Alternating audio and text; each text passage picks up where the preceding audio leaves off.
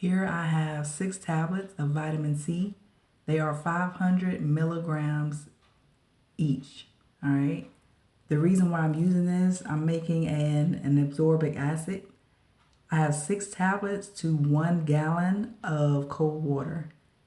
All right. And again, this acts as an agent to keep my apples from turning brown as I'm preparing them, because I have quite a few.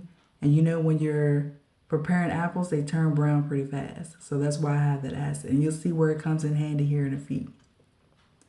But this is a core. It peels and it slices my apples at the same time. All right. And I can actually pick and choose if I don't want one or the other. But this was an awesome tool. Definitely made this process easier for me. And it was faster. I got this little tool at Bed Bath & Beyond. It was actually under $20. And it's my favorite color, so I really couldn't go wrong with that. So as you can see, and look, right now is decoring and it's slicing down on the other end and peeling at the same time.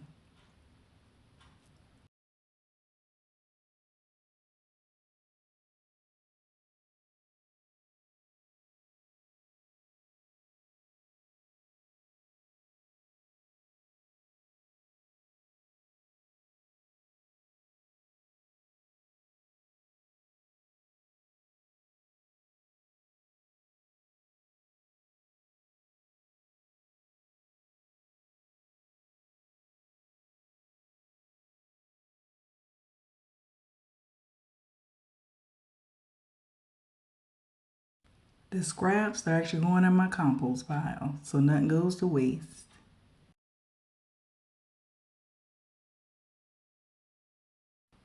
Here I'm slicing them in half, and then I'm dropping them in my absorbic acid, which is my vitamin C tablets.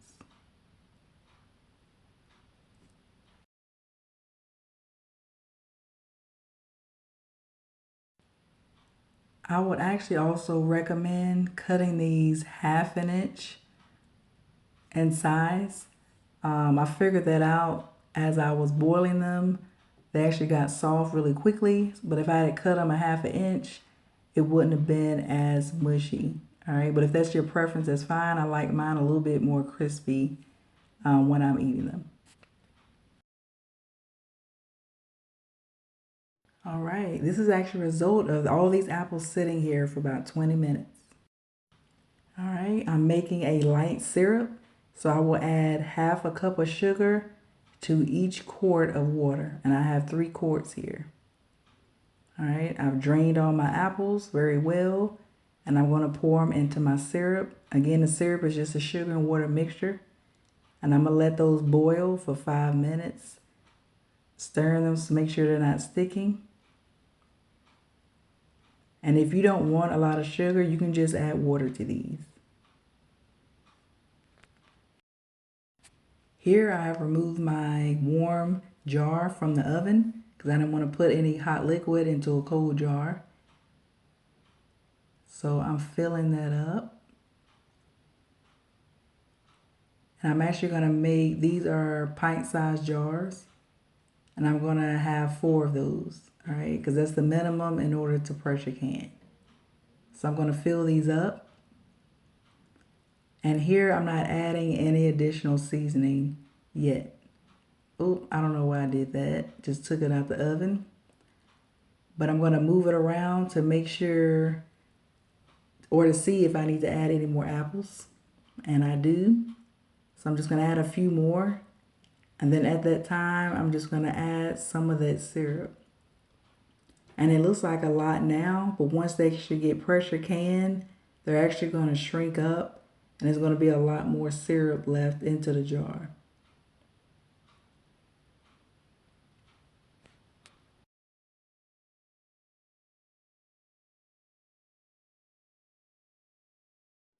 Here I'm just getting some of those air bubbles out and moving around to see what else I can add.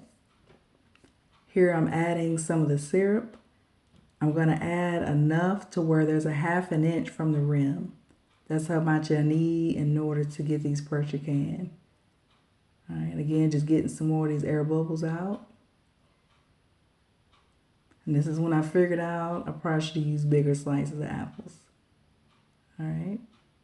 And there's a measure tool on the end of this, as you can see, and I'm right on. Now, I'm not doing it here because I forgot, but make sure that you actually wipe off the rim of your jars. All right, so they can actually have a proper seal. So I did actually later on in the video, I took this jar right back out, I wiped it, and then I put it back inside.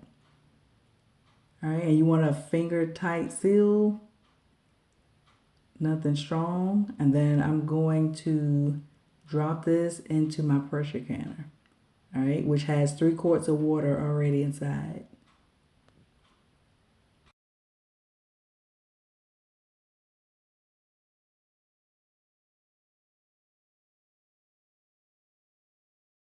Here I've added just a dash of cinnamon and nutmeg, and then I will pour in the rest of my apples. Here, once I've put all of my jars inside, I'm going to add 2 tablespoons of white vinegar.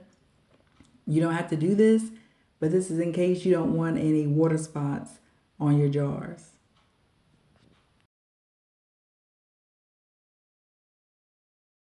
As it's building pressure, I'm waiting for my regulator to have a steady flow of steam, just like this. All right, once it's a steady stream, I'm going to set my timer for 10 minutes.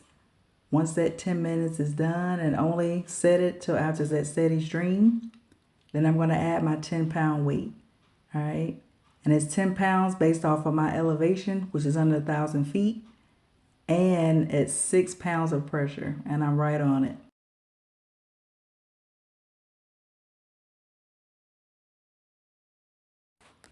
Here is the final product without any seasoning, and this is with the cinnamon and nutmeg. And as you can see, it has thickened up. And I'm just testing the seal. It has all sealed, so we're good to go.